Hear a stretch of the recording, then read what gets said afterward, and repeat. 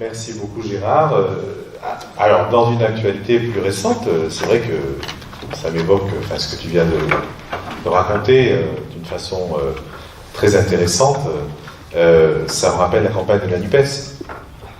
Certains d'entre vous dans la salle étaient là, et c'est vrai que lors des législatives de 2022, la NUPES est arrivée deuxième à Montsac.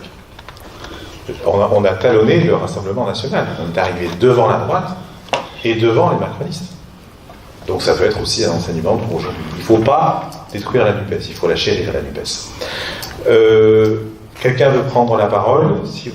Alors, ça peut être sur des questions d'histoire, ça peut être sur des questions d'actualité plus récente, ça peut être sur le parcours politique de Gérard, comme vous voulez. N'hésitez pas. Non, mais sur le rôle de l'Église au Portugal a été... Il y a des endroits où il y a des églises de gauche, si j'ose dire, qui sont combatives et tout. Là, non, c'était 100% lié à la dictature. Et l'affaire de Notre-Dame de Fatima n'était pas un cas isolé, quoi. C'était vraiment l'embrigadement mental, moral, machiste et fascisant qui était une emprise. Et l'Église catholique l'a payé cher, d'ailleurs, parce que assez rapidement, il y a eu une désaffection absolument considérable vis-à-vis d'elle, bien qu'elle ait repris, mais ça c'est une autre histoire. Quand on ne va pas jusqu'au bout, on perd, et les choses qu'on a sont reprises. Mais c'est plus récent. Dans la Révolution même, il y a un mouvement de libération. Qui a d'ailleurs ses revers, parce que moi, quand je suis été au Portugal, j'étais stupéfait du fait que partout dans Lisbonne, il y avait des tables de vente de livres porno. Je disais, mais qu'est-ce que c'est que cette histoire? Mais les gens n'avaient pas le droit de voir un corps, c'était interdit. Et d'un seul coup, ça a été un déferlement, avec ces aspects négatifs que nous partageons tous. Mais tout était bon pour se libérer de la tutelle de ce qu'avait été l'emprise de la religion et par tous les... C'est à moi. Je vais appuyer un peu ce que vous dites par rapport au rôle de l'Église durant la dictature. Je vais même vous dire une chose. Le dictateur, le Salazar, en fait, avait fait ses études dans une espèce de séminaire où il était entouré de gens issus du clergé. Et dans son cercle d'amis politiques, on va dire, il y avait un gars qui s'appelait le cardinal Sergeil, qui lui était assez haut placé au niveau de l'église portugaise. Et pendant la dictature de Salazar, en fait, ce qui régnait un petit peu dans la culture portugaise, c'était la culture des 3 F, football, fado et Fatima. C'est vrai ça. C'est ça. Hier, quand j'étais à la radio portugaise, Radio Alpha dont j'ai parlé, il y avait un interviewé, c'était la première fois que j'entendais cette formule-là aussi raccourcie, qui disait fado facho. Alors, le fado, vous connaissez, c'est quand même une chanson, une musique extrêmement triste, extrêmement lancinante. Et le jeune, c'était un jeune évidemment, qui disait ça, il préférait le rap, je comprends très bien, mais je cherchais pourquoi fado facho. Et par exemple, la plus grande chanteuse portugaise, Amália Rodrigues, était finalement la chanteuse de la dictature. C'est-à-dire qu'elle était bien en cours auprès de Salazar et elle était bien mise en scène de ce point de vue. Donc il y a l'idée que le fado est la musique de la misère et de l'acceptation de la misère, au lieu d'être la musique de la révolte. Et par contre, dans les colonies, Césaria Évora, elle chante, mais c'est la révolte. Et c'était deux oppositions musicales, culturelles. Même la fameuse chanson Grandola Villa Morena, c'était du fado, mais c'était vraiment, c'est d'ailleurs l'interprète José Campos, c'était un communiste. Alors en France, aujourd'hui, je crois qu'il reste à peu près 500 000, 600 000 Portugais. C'était monté jusqu'à 900 000 pendant la période de la dictature. Et quand la dictature a voulu utiliser des jeunes hommes pour les envoyer combattre dans les colonies, alors il y a eu une fuite de plusieurs centaines de milliers de jeunes de 18, 19, 20 ans, etc., qui se sont sauvés dans tous les pays d'Europe pour éviter d'avoir à mener cette sale guerre. Ce que j'ai envie de dire, par contre, c'est que je suis enthousiasmé par ta prestation. Vraiment, j'ai été passionné par tout ce que tu as dit. Et j'ai pas de questions, mais j'ai une petite réflexion qui correspond un peu à ce que j'ai dans la tête. Et il me semble que ça rejoint d'une certaine manière ce que tu dis sur un débat qui a toujours existé à gauche depuis que la gauche existe, sur la réforme, la révolution. Et moi, j'en suis arrivé à cette conclusion, toute modestie mise à part, c'est qu'on ne devrait pas parler de ça. C'est lorsqu'il y a révolution qu'on sait qui c'est qui est révolutionnaire. Avant, on a des gens qui parlent, on a des gens qui se projettent, qui s'imaginent, mais ou qui se prétendent. Mais moi, je refuse pas le réformisme, je refuse pas la révolution. Est-ce que je suis révolutionnaire? Je n'en sais rien. Je suis au moins réformiste, mais révolutionnaire, je ne sais rien. S'il y a la révolution, là après, je saurai, sauf si je suis mort dedans, mais si je suis révolutionnaire ou pas. Mais il faut être modeste, je crois. J'aime et je partage cette façon de voir les choses. Pour ceux qui veulent étudier, vous savez, il y a un livre ancien d'une femme qui s'appelle Rosa Luxembourg, qui s'appelle Réforme et Révolution. Et elle explique qu'il ne faut pas opposer réforme et révolution. La réforme nourrit la révolution. Et la révolution protège les réformes avant qu'elles ne soient reprises et détruites, s'il y a contre-révolution. Et cette manière de voir, elle est plutôt importante parce que nous sommes dans un pays qui a été séparé, Congrès de Tours, en 1921, une référence à la révolution russe et une référence à nous sommes socialistes français et pas guidés par des révolutionnaires d'ailleurs, et donc le clivage s'opère, les esprits travaillent, les écrivains s'y mettent, les intellectuels en rajoutent, la théorie s'adapte, et on oppose réformistes et révolutionnaires. C'est peut-être sans doute moi ma propre histoire, parce que étant militant à la CGT, je voyais bien jeunes, excusez-moi, oui, qu'il y a des militants CGT qui n'étaient pas très enthousiastes. Et il m'est arrivé d'être dans une entreprise où les militants CFDT étaient plus efficaces. Je me disais, mais non, mon syndicat a toujours un patriotisme de syndicat ou de parti. Moi, je suis à CGT et tout. Mais j'apprenais donc avec le temps. Parce qu'à l'époque, on me disait, Bergeron et l'AFO, c'est ceux qui sont liés au patronat. Alors, on me disait même qu'ils étaient à la CIA au départ, en 46, 47. Et donc moi, j'ai été éduqué comme tout le monde. La scission, c'est la CIA. Et vous imaginez que la CIA décide de ce qui se passe dans une entreprise? Elle peut donner du fric à l'un des syndicats ou à un autre, mais elle ne décide pas. Et donc, en vérité, ce qui décide, c'est les gens, qui avec leur propre motivation. Il y a des gens qui sont allés à Force ouvrière à l'époque parce qu'ils essayaient simplement de disputer avec d'autres gens qu'ils estimaient staliniens, sans que je sache d'ailleurs s'ils avaient tort ou raison, mais c'était des raisons nobles. Et donc, est-ce qu'ils étaient plus réformistes? Pas vraiment. Parce que quand il est arrivé les grandes journées du 17 mai 66 et du 17 mai 67, moi j'avais juste 20 berges, quoi. Et qu'est-ce qui se passait? C'est qu'il y avait FO, CFDT qui venait de rompre avec la CFTC et qui venait de s'émanciper qu'on ne savait pas et qui était plus radical à l'époque, et CGT. Et tout ça fait un mouvement qui quelque part a préparé mai 68 en amont. Et donc, tous ceux qui cherchaient à différencier à chaque stade de l'histoire, le réformiste du révolutionnaire, mais parce que j'en trouve encore sur les réseaux sociaux qui me disent « Mais tu te souviens pas de Mitterrand ?» À chaque fois, ça m'accable.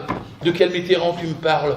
De celui de 81-82 des 39 heures, de 13% de hausse du SMIC, de la 5e semaine de congés payés, des lois Auroux, des droits syndicaux, c'est celui-là dont tu me parles?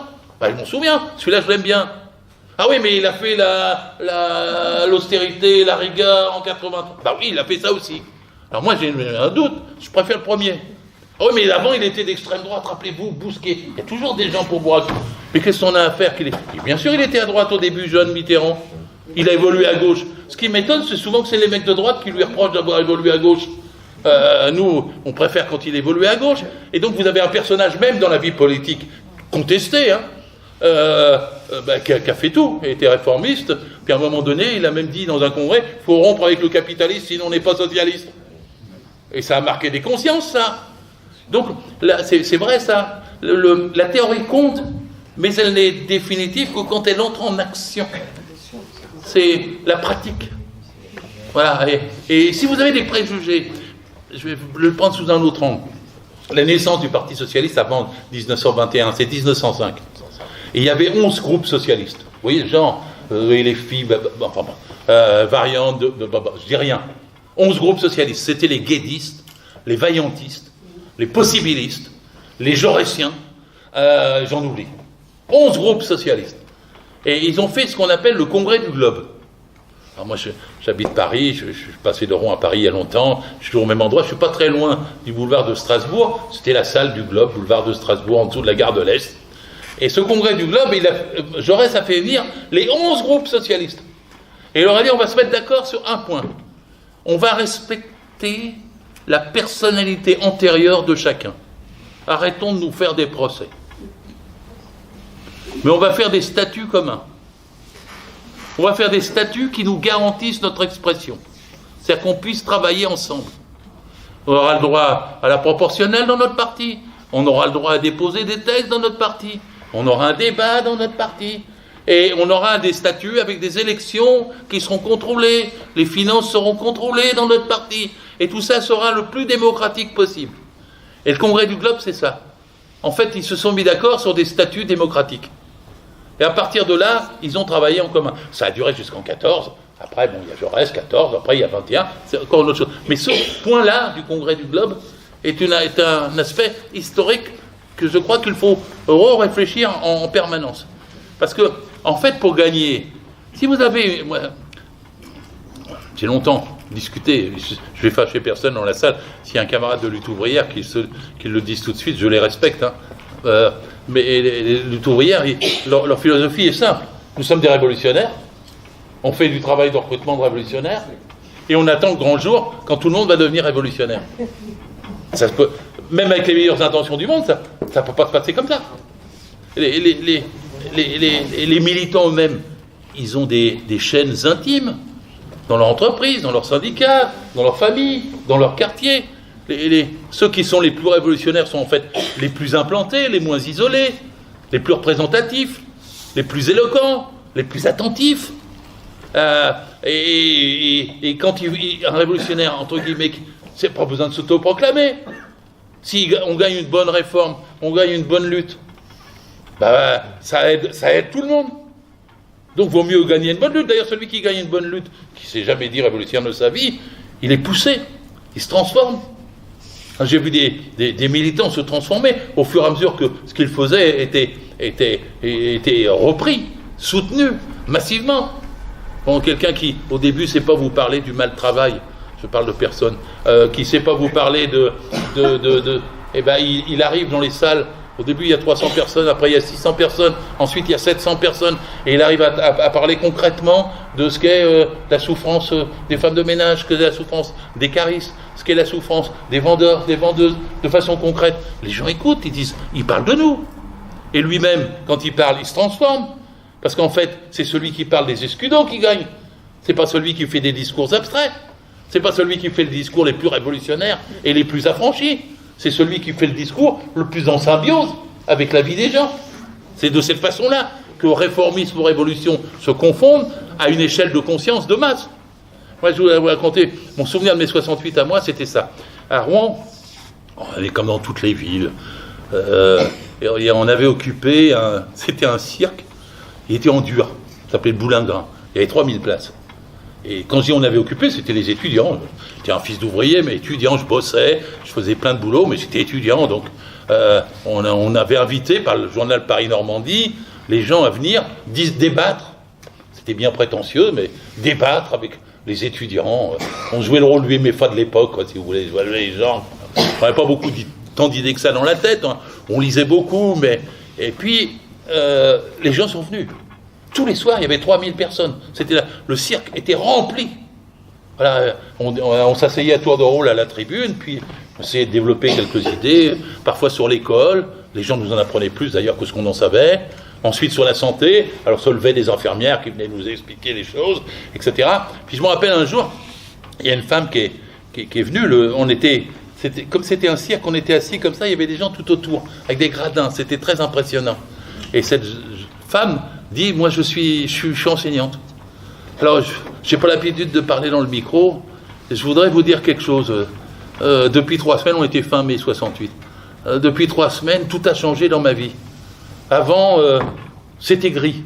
Tout le monde se tait, hein. Vous imaginez, 3000 personnes qui écoutent ça. Elle dit, j'avais mes élèves, j'avais du mal avec eux. Hein. Ils regardaient que la télévision. Il y avait 2 chaînes.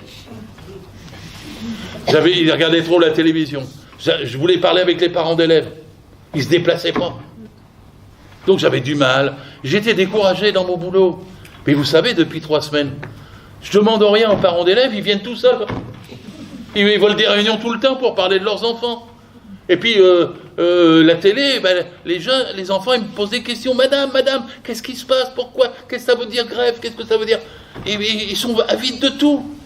Et donc, elle décrit, elle dit, pour moi, autant c'était gris avant, autant maintenant, c'est rose. Enfin, je ne sais pas si c'est le mot qu'elle a utilisé, mais c'est à peu près ça l'impression qu'elle donnait. Et le silence dans l'amphithéâtre, enfin dans le cirque, c'était total. Et alors, à la fin, elle a dit, et elle s'est tournée vers nous, qu'est-ce que vous pouvez faire pour que ça dure? Je me rappelle, parce que j'avais 21 ans, je crois, on s'était tous regardés avec mes camarades à la tribune. Comment on répond à cette question? Comment on répond à cette question? Je me rappelle que je m'y étais collé, j'ai dû dire une somme de bêtises ce jour-là, incroyable, du genre, il faut un parti révolutionnaire, un nouveau grand parti, on va changer, un socialisme nouveau, etc. Je ne savais pas y répondre. Et il n'y avait personne qui pouvait le faire. 6 ans plus tard, vous lui aurez dit Portugal, 1964. C'est pour ça que je m'intéressais tellement 6 ans plus tard à ça. Parce que 6 ans plus tard, je ne peux pas vous le faire dans le détail. Replongez-vous si vous voulez le lire dans le livre, mais prenez même des films sur le Capitaine d'Avril, il n'est pas très bon, mais vous avez une série de films qui vous faites Google, puis vous trouverez ce qu'il y a dessus, y compris Othello de Carvalho, si vous voulez. Je crois qu'un des meilleurs livres les plus politiques, c'est l'interview de Mario Suarez par Dominique Pouchin, mon pote qui l'avait interviewé à la fin. Il y a plein de choses à apprendre. Mais je me suis passionné là-dessus, parce qu'en fait, il y a tous les cas de figure dans cette révolution. Toutes les questions se sont trouvées posées successivement. Mais avec une série de lectures permanentes, union. Ne séparez pas, s'il vous plaît, le PS du PC. Ne croyez pas au sauveur du MFA. Ne désespérez pas de la conscience des masses. Et sachez que les revendications qui comptent, c'est les plus concrètes. Si vous avez les plus concrètes, vous aurez les autres. Mais les autres, le baratin, oh mais je ne peux pas d'accord avec toi sur 2000 € pour le SMIC, parce qu'en fait, tu n'es pas d'accord avec moi sur la position par rapport à Taïwan. Vous tuez tout mouvement comme ça. Et vous savez bien que c'est ce qui se fait souvent. Ta position sur Taïwan, jamais je ferai quelque chose avec toi, parce que tu n'as même pas la même position que moi sur Taïwan. Si t'as pas compris Taïwan. Mais bon, il y a une Chine ou il n'y a pas de Chine? Ah, parce qu'on n'est pas d'accord sur... non. Et le SMIC à 2000 €? La semaine de 32 heures? J'ai l'habitude de dire que la semaine de 32 heures, avec ce que nous fait Macron en ce moment, je vous assure que c'est un mot d'ordre révolutionnaire. Hein. Vous revenez au partage du travail, à 32 heures, à l'organisation ou reconstruction du Code du travail, c'est révolutionnaire. Est-ce que c'est réformiste de vouloir des délégués sans perte de salaire? Sans perte de salaire. Est-ce que c'est réformiste de vouloir des délégués du personnel? J'ai entendu des choses sur les comités d'entreprise. Et vous savez, les comités d'entreprise, il y avait 425 000 délégués du personnel, membres des CHSCT, membres des comités d'entreprise, délégués syndicaux, il y a 15 ans, avant la loi El Khomri. Il n'en reste plus que 200 000. Si vous mesurez ce que ça veut dire comme défaite, c'est énorme. Et moi, oui, mais moi je vous dis que reconstruire des CHSCT, exiger des comités entreprises. Vous avez vu ce qu'ils veulent faire sur les comités entreprises? Attal, ils veulent mettre les seuils de 50, ils veulent les mettre à 250. Moi j'ai fait le calcul. Vous savez combien il y a d'entreprises de plus de 250 salariés en France? 6300. Sur 1 200 000. Parce que la France, c'est 1 million d'entreprises de moins de 10, 200 000 entreprises au-dessus de 10, et 1000 seulement, de plus de 1000, qui possèdent 50% du produit intérieur brut. Si à l'intérieur de ça, il n'y a pas une reprise de pouvoir du salariat, le reste, Est-ce que c'est réformiste ou révolutionnaire de vouloir des droits syndicaux, de vouloir défendre les CHSCT? Aujourd'hui, c'est révolutionnaire. Défendre. Dans le temps, on me disait, mais je veux plus être. Je me souviens quand je militais au début, on veut plus être salarié. Même la CGT avait dans ses statuts l'abolition du salariat. Ben moi, je vous donne mon opinion, pour parler réformiste révolutionnaire. Aujourd'hui, il faut défendre le salariat. Défendre le salariat. Parce que sinon, vous êtes auto-entrepreneur. Vous n'aurez plus ni sécu, ni code du travail, ni convention collective, ni inspection du travail, ni prud'homme, ni médecin du travail, ni retraite. Ni retraite. Ni retraite. Donc moi je défends le salariat. Et je peux le faire, Jean-Pierre, oui, le camarade me suit et me filme parce qu'on fait beaucoup de réunions et je le salue à chaque fois pour son travail. Allez, vas-y. Vous savez, il y a un film qu'il faut regarder qui s'appelle Quémada. Peut-être les plus anciens se souviennent. Gilles Pontécorvo. Ça, voilà, je vois quelqu'un. Gilles Pontécorvo a été interdit parce qu'il avait fait un film sur la bataille d'Alger pendant la guerre d'Alger. Il en trouve un ou deux qui avaient fait à chaque fois. Voilà, absolument. Et le film Quémada, c'est un film avec un grand acteur, Marlon Brando. Ah, bon. Et c'est un film sur le soulèvement des esclaves. À Haïti, bon, c'est un film hollywoodien, vous savez. Bon, les esclaves se soulèvent. Les propriétaires terriens les flinguent, les esclaves se soulèvent, les propriétaires terriens les flinguent, mais comme les sous-esclaves sont plus nombreux, en gros c'est Toussaint l'ouverture, Haïti, ils vont gagner contre les propriétaires terriens qui se réunissent. Et alors la réunion, c'est celle-là qui vaut le... Il y a Marlon Brando et l'agent des Anglais. Et il parle aux propriétaires terriens, en leur disant, arrêtez avec l'esclavage, réfléchissez. L'esclavage, ça coûte cher. Vous nourrissez les petits, alors qu'ils ne travaillent pas. Vous nourrissez les femmes, même quand elles ne travaillent pas, ou les malades, quand elles ne travaillent pas. Vous logez, vous nourrissez encore les vieux, quand ils ne travaillent plus. Faites-en plutôt des salariés. Vous ne les paierez que quand vous aurez besoin d'eux. Vous n'aurez pas besoin de payer tout ça. Alors les propriétaires terriens se consultent, et effectivement, ils disent oui, on va foutre les esclaves dehors, ils vont faire venir d'autres, mais qui ne vont pas être salariés au début. On ne les appelle pas comme ça, on les appelle besogneux, tâcherons, journaliers. C'est-à-dire qu'ils n'ont pas de droit. Ils viennent, ils ont quelque chose, mais ils n'ont pas de droit. Et après, ils retournent dans la forêt crevés, ils n'ont pas de logement, il n'y a pas d'obligation. Le salariat, c'est une construction sur 150 ans pour obtenir plus que ce que les esclaves avaient. Et pour rompre avec cette période des besogneux, des tâcherons, voilà. Mais qu'est-ce que c'est d'autre aujourd'hui, les auto-entrepreneurs? On vous renvoie à cette période des tâcherons, des besogneux, des auto-ceci, des auto-cela. Vous n'avez plus de retraite, vous débrouillez. Quand vous perdez le statut de salariat aujourd'hui, vous reculez. C'est la politique de Macron. Sans statut. C'est sans statut, il l'a dit, une société sans statut. Et quelque part, les gens disent, oh mais il vadrouille tout le temps, il n'a pas de ligne. Si, il a une ligne depuis le début. C'est un libertarien, excusez-moi l'expression, c'est-à-dire la remise en cause du salariat pour ubériser la société. Alors évidemment, il ne peut pas y arriver, il ne peut pas tout faire du jour au lendemain, il en fait un petit peu chaque jour, mais c'est ce qu'il fait. Les Anglais ont inventé le contrat 0 heure. Oui, bien sûr. Voilà, et bien sûr. Encore mieux, c'est-à-dire qu'on a l'illusion d'être salarié, mais qu'on est employé à la tâche. Bien sûr, bien sûr. Et donc c'est pour ça que je me félicitais, parce que parfois on me dit l'Europe n'est pas un sujet intéressant. Alors je ne veux pas parler de... moi je suis... ma culture c'est l'Europe comme Victor Hugo et Léon Trotsky. Alors vous n'allez pas me suivre forcément et je vous y oblige pas. Mais je suis européen parce que je pense que le socialisme ne peut pas faire dans un seul pays, et je rêve d'une Europe où il y a un printemps des peuples et où tout le monde s'éveille. C'est-à-dire qu'on transforme la France et ça permet de transformer l'Europe. Donc je n'ai pas de préjugés sur la façon dont ça peut se faire, parce que je ne sais pas quel sera le rythme de la réforme et de la révolution qui le permettra. Mais j'ai cette ligne-là en tête. Bon. Et en ce qui concerne l'Europe, j'observe que Macron est anti-européen chaque fois que l'Europe est sociale. Et il est pro-européen chaque fois qu'elle est libérale. Et les exemples derniers, c'est sur l'ubérisation. C'est-à-dire que quand vous vous rendez compte que le Parlement européen en 21 a décidé la présomption de salariat contre Uber, Deliveroo, etc.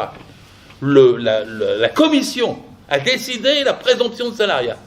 L'instance qui s'appelle Trilogue, si vous regardez une petite série qui s'appelle Parlement, sur Arte ou je ne sais plus quoi, le Trilogue, c'est la réunion des trois, a décidé la présomption de salariat.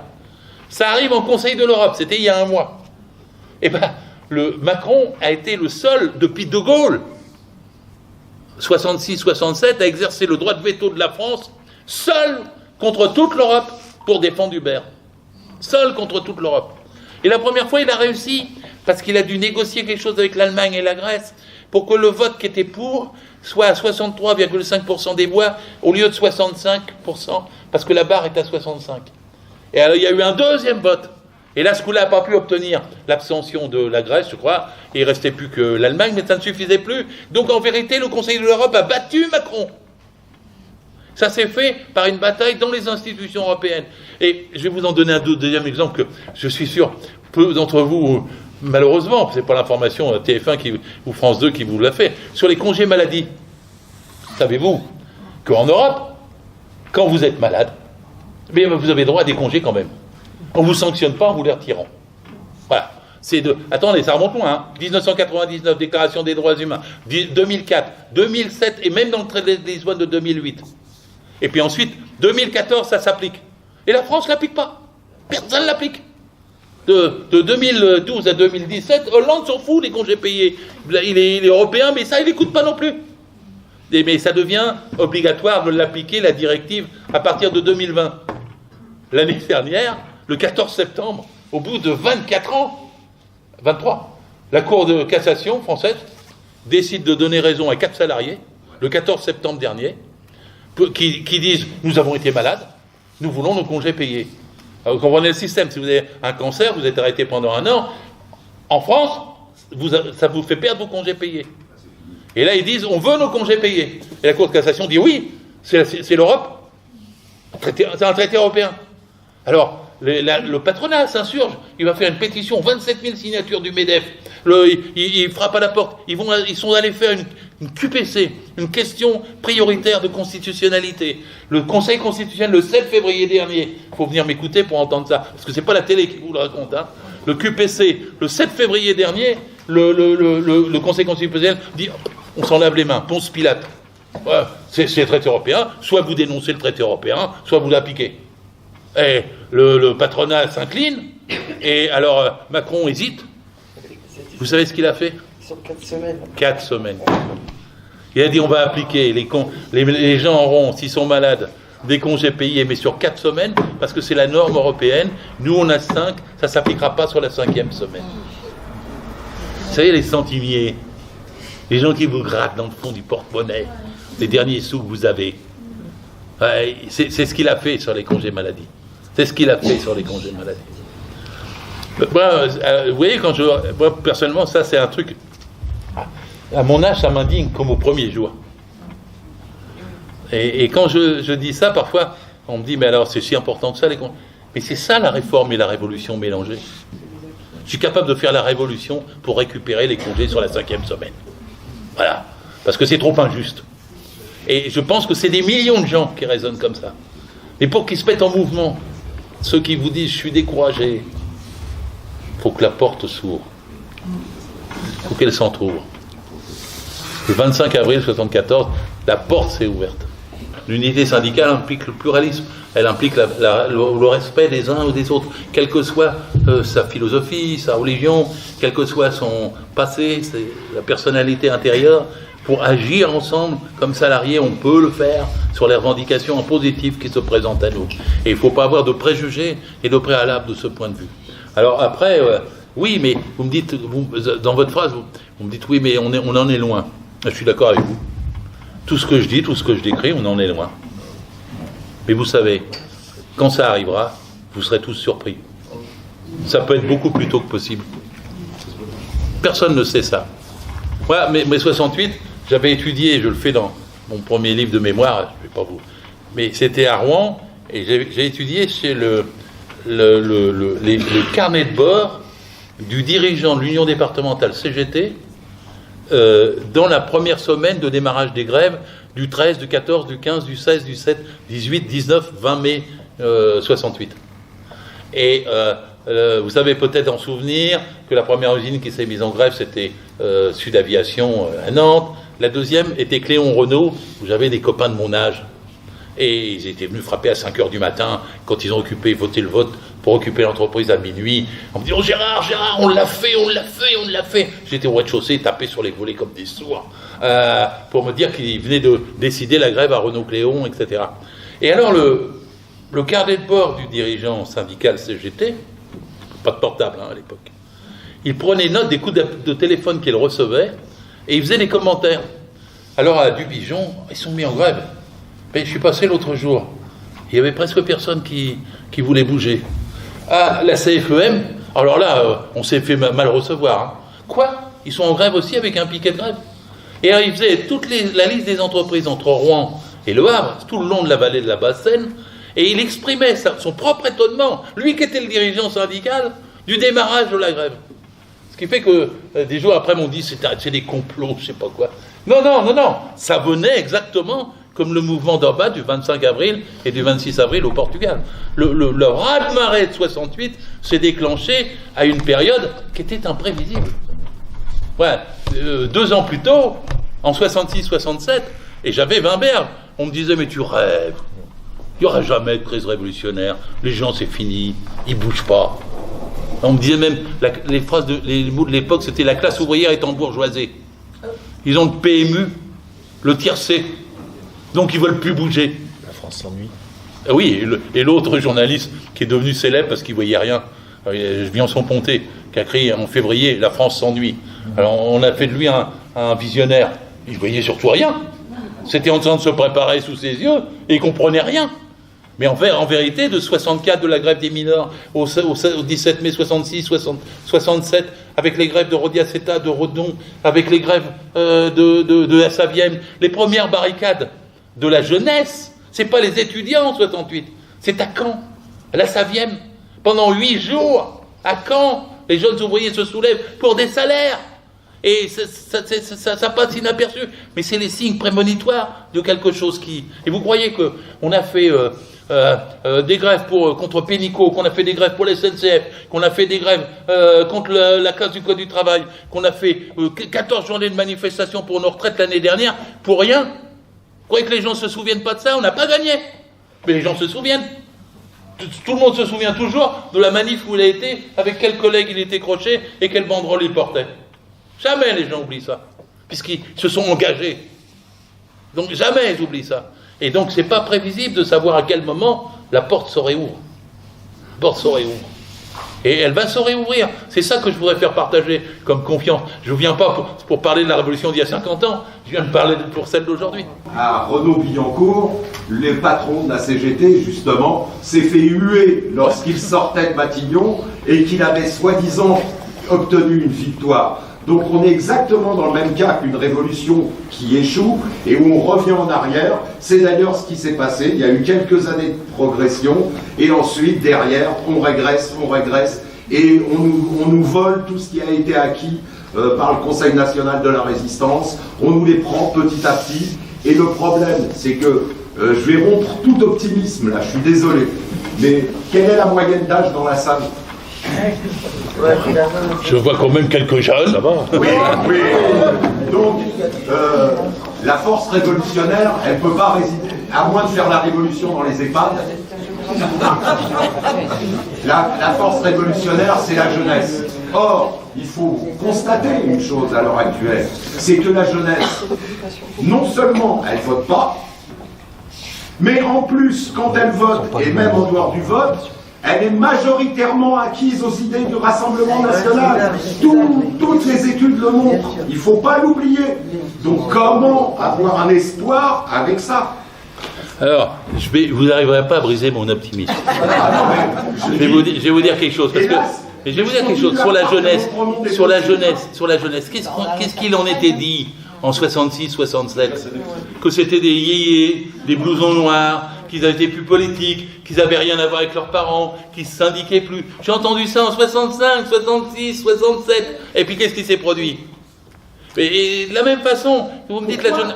Oui, mais parce on n'a pas le droit d'avoir des cités universitaires mixtes. Oui, mais peu importe. Et pas pour une cause révolutionnaire. Oui et non. Parce que oui, bien, c'est un bon exemple. Parce que vous avez des tas de biais par lesquels la lutte des classes passe, si je peux me permettre d'utiliser un mot au docte. C'est des tas de biais. Le mouvement MeToo pour les droits des femmes est un biais pour la révolution sociale. C'est pas seulement pour les droits des femmes. Les luttes antiracistes, avec les droits et le respect contre les discriminations de chacun, c'est un biais. Hein? Soulèvement de la terre. Mandataire. Soulèvement de la terre. Ah, soulèvement de la terre. Oui, je peux prendre tous de cette façon-là. C'est tous des biais qui, en fait, n'ont de solution que dans l'explosion d'une lutte de classe qui remet en cause le système. Même si les gens ne le savent pas. Et même si leur conscience au début... Et oui, merci, les gilets jaunes. Hein? Oui, non, mais moi j'ai fait 25 ronds-points, mais c'était pas le point de départ. Il y a des gens qui ont dit qu'est-ce que c'est que ça? D'abord ils sont en jaune, pas en rouge, bon, etc. Enfin, tout y a été. Mais en vérité, ils savaient pas pourquoi. Mais quand ils se développent leur lutte, ils arrivent forcément à une dynamique anticapitaliste, consciente ou pas, ou peu consciente. Mais c'est la même chose que les gueux, excusez-moi l'expression, de 1788-1787 avant la prise de la Bastille. Ils n'ont pas conscience. Mais quand ça mature, ça mature. Et quand l'explosion arrive, elle arrive. Alors je ne suis pas en train de prêcher pour demain.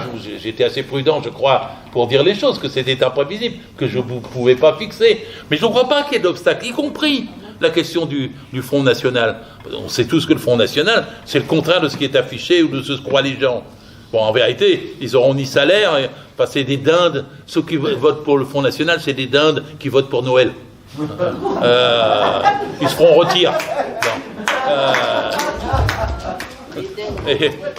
Et donc, le fait que le Front National existe, quand il y a la grève des retraites, prenons seulement l'année dernière, 95% des actifs dans tous les sondages étaient contre la retraite à 64 ans. Vous lisez le programme de Le Pen, c'est 67, hein. Bon, les gens y croient pas. Allez le lire. Allez le lire, c'est 67, c'est pas 64. Bon, et donc en vérité, les gens ont une idée de quoi? De rechercher la remise en cause du système. Et si la force, comme l'année dernière des manifestations l'est, vous n'avez pas vu le Front National dans les manifestations, il était dans les caves. Dès qu'il y a une manifestation sociale, c'est pas eux. Et même si des jeunes ont des illusions dessus, tout mouvement social les ramènera à des positions réformistes, révolutionnaires, de transformation sociale, auxquelles les apparatchiks du Rassemblement national s'opposeront. Donc, je crois qu'on peut être optimiste. L'exemple de la réforme des retraites, qui a vraiment investi une majorité de gens, hein, vraiment, on voit comment ça a porté. La preuve, hein, c'est que la loi, elle est passée quand même. J'ai dit ça avec précaution tout à l'heure. J'ai dit on n'a pas gagné, c'est clair. Ah, voilà. Ça, c'est clair. Mais j'ai dit une chose, c'est que personne n'oublie ce qui a été fait. Vous ne pouvez pas gommer la conscience de 95% des actifs de ce pays qui ont été contre les retraites. La recherche de satisfaction, elle existe en profondeur. Et ce que je me tue à expliquer, c'est que quand la porte va s'ouvrir, quand un événement se produira, que je ne sais pas, je ne suis pas Madame Soleil, je ne suis pas capable de le pronostiquer, je ne suis pas capable de dire comment il surgira. Mais quand une porte s'ouvrira, comme le 25 avril, vous verrez déferler tous ceux dont vous aviez fini par perdre confiance en eux. Une question un petit peu proche finalement de ce qu'on vient d'évoquer, sur les conditions de possibilité d'une révolution à travers l'expérience portugaise. Vous disiez comment la gauche vient du ventre. Oui. On serait tenté de dire la gauche vient d'une faim conscientisée, tout de même. C'est peut-être d'ailleurs ça qui, in fine, a manqué au Portugal. Cette confusion, effectivement, entre l'extrême droite qui essaie de reprendre le pouvoir et une gauche qui se divise, c'est peut-être un manque de conscience. Alors, les hommes font l'histoire sans savoir qu'ils la font, mais d'un autre côté, il faut quand même qu'ils aient un peu des éléments pour avancer jour après jour dans des événements comme ça. Les conditions de possibilité, oui. Parce que en fait, la faim, oui, c'est ça, c'est une faim qui se travaille. Parce que ce qu'on voit souvent, c'est que la révolution, c'est pas au moment où tout le monde crève de faim, vraiment. C'est quand ça commence un peu à remonter, qu'il y a une perspective. Voilà. Et par rapport à ça, oui, c'est vrai qu'on peut s'interroger sur comment les conditions de possibilité aujourd'hui, parce qu'on est quand même beaucoup dans une société avec un pouvoir politique qui cherche véritablement à formater les consciences, à travers les médias, beaucoup. Mais même à travers, par exemple, l'éducation. Dans l'éducation, par exemple, ce qu'on nous demande aujourd'hui, c'est de prendre plusieurs heures par semaine pour travailler les compétences psychosociales des élèves. Donc, je ne sais pas, ne pas résister au changement, accueillir le changement, l'esprit constructif, enfin, tout ce genre de choses. Donc c'est vrai que ça paraît plus difficile aujourd'hui et que compter sur la faim, on n'a pas de présence syndicale, on a de moins en moins malheureusement de présence syndicale, donc on a l'impression que ça peut basculer aujourd'hui, mais peut-être plutôt du côté politique, sous l'influence peut-être des médias. Donc est-ce que la révolution se fait du côté du frigidaire ou plutôt du côté de la télévision aujourd'hui ? Alors, votre question est passionnante, merci. Mais l'existence détermine la conscience, mais la conscience peut transformer l'existence. La question est que ça ne soit pas une conscience d'avant-garde. On ne donne pas des leçons basses, on ne leur dit pas voilà l'avenir radieux. Ça n'est efficace que quand les gens, les éléments les plus conscients, baignent dans l'ensemble de l'activité des gens normaux, c'est-à-dire qui n'ont pas encore bougé, compris, voulu, peu importe, et arrivent à les faire bouger, entraîner et partager une conscience collective. Et des éléments conscients, dans la mesure où ils expriment ceux qui, soit ne le sont pas encore, soit ne veulent pas l'être, peuvent entraîner et déclencher des mouvements de masse. En fait, je raconte l'histoire du militantisme. Rien de grand dans le monde ne s'est fait sans militants. Il a fallu des féministes pour les droits des femmes, il a fallu des syndicalistes pour les droits des ouvriers, il a fallu des pacifistes contre la guerre, il a fallu des antiracistes contre le racisme, et il y a des actifs qui entraînent. La société génère ce développement des consciences, même si l'existence elle est profondément brisée par le capitalisme, par les inégalités, par les discours télévisés, par les médias, par tout ça. Mais le rapport entre l'existence et la conscience est important à saisir. Les transformations des consciences, je l'ai dit plusieurs fois ce soir, se font à une échelle de masse dans l'action. Personne ne bouge pendant un temps, puis dans l'action, vous avez des milliers, des centaines de milliers, puis des millions. Et là, il y a des bonds en avant de conscience. Cette dynamique, c'est sur quoi on peut miser, quoi. C'est ce qui fait notre espoir. Parce que vous dites quel est le nombre de gens qu'il y a ce soir et quel est nos âges. On parle quand même à des enfants, on parle quand même à des jeunes, on a une expérience, et vous savez, il y a beaucoup de pays où il n'y a pas dans une soirée avec des salles comme ça, où on peut parler de révolution, de socialisme, de transformation. Il n'y a pas notre pays étant quand même il y a 3, 4, 5 millions de personnes qui ont milité dans des organisations de gauche activistes, qui n'y sont peut-être plus. Mais ça se transmet, c'est une culture. Et la culture en France politique, elle est beaucoup plus élevée, même que dans beaucoup d'autres pays européens. Ne me faites pas dire que je suis chauvin, mais quand la révolution trouve, c'est comme un volcan, quand elle cherche sa voie, elle la trouve à Paris, quoi. Parce qu'il y a une concentration politique. Mais elle va la trouver aussi, comme c'était le cas à Sud Aviation ou à Cléo Renault dans les entreprises où ça bouge. L'existence détermine la conscience, mais la conscience peut tout à fait transformer l'existence. Je fais de la philosophie, c'est la 11e thèse sur Feuerbach, dans Karl Marx, quand j'étais jeune, et que je lisais l'idéologie allemande, pour ceux qui l'ont fait avant moi. Attendez.